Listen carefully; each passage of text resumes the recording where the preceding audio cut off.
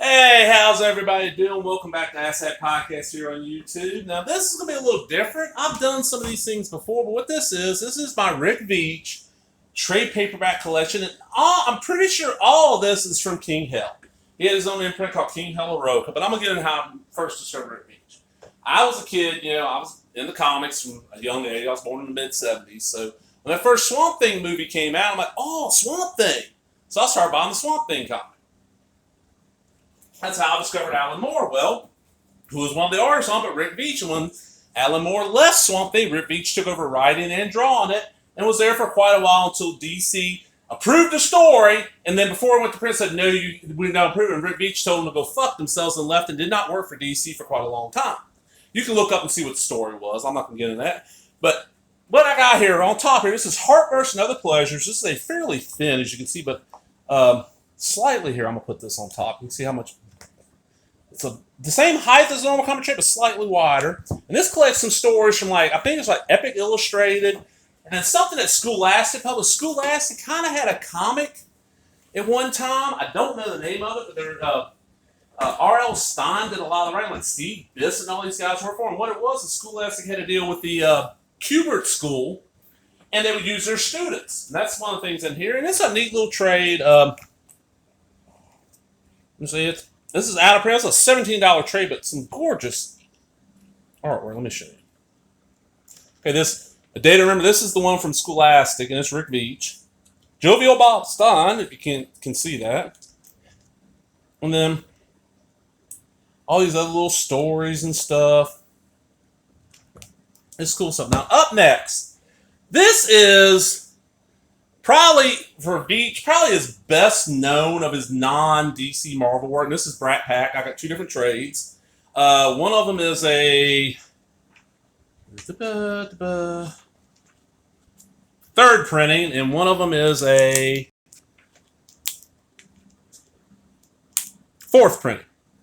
Now, going to how I got these. The one with the boot here, a couple years ago for Christmas, my pretty much mother-in-law knows I love comics, got that for me.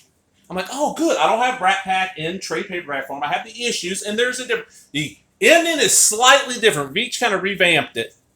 Well, less than 3 months afterwards, I'm in my local dirt cheap, and they were getting comics in a lot. And what do I find? But this Brat Pack, and I love this cover better. And what Brat Pack is in King Hell Heroica universe. This is the teenage sidekicks, all the heroes, and you find out that the heroes are a pile of shit, and they keep on killing these teenage sidekicks and getting new ones because once they hit a certain age, they have to start sharing the revenue with them.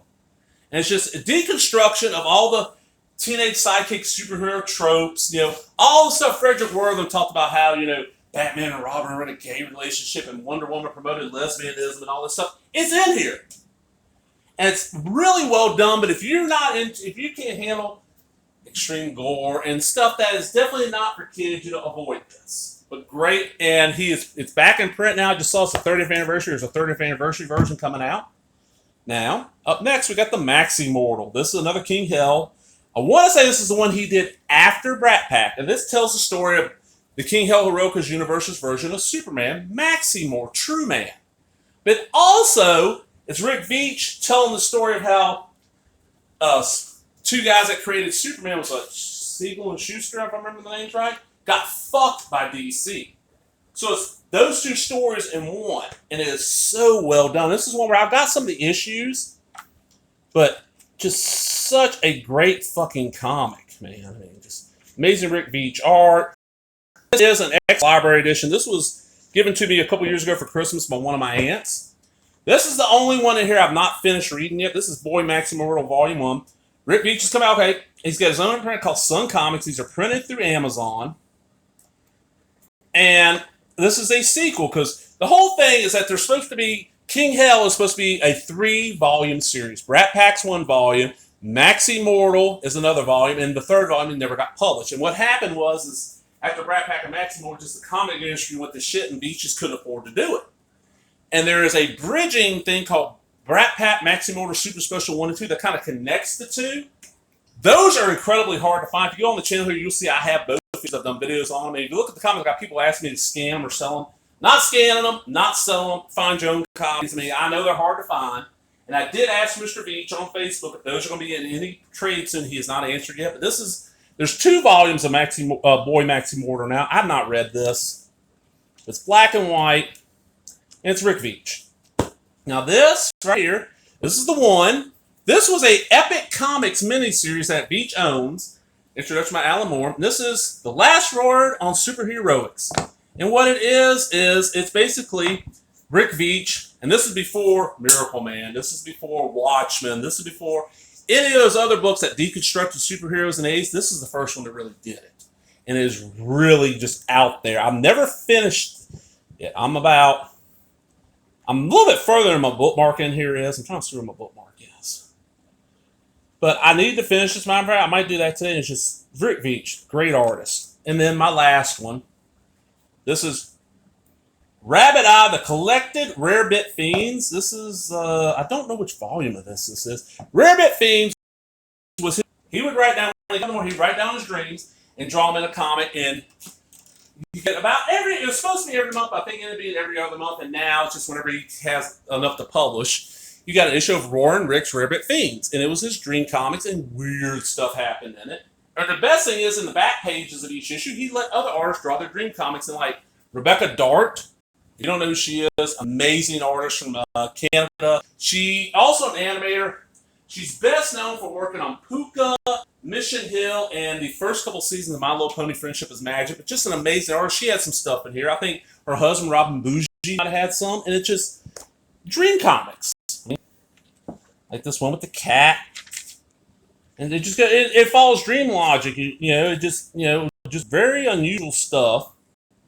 And if I remember right, this trade reprints some of the issues I remember reading, because I did not ever get every issue. Because this is one of those books where a lot of comic stores did not order it. You had to tell them. And there's times I'm in between comic shops.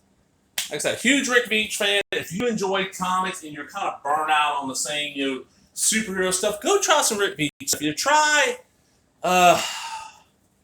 you can handle extreme gore and violence and just stuff that ain't appropriate for younger viewers, younger readers. Brat Pack would probably be your best place entry, or Maxi Mortal.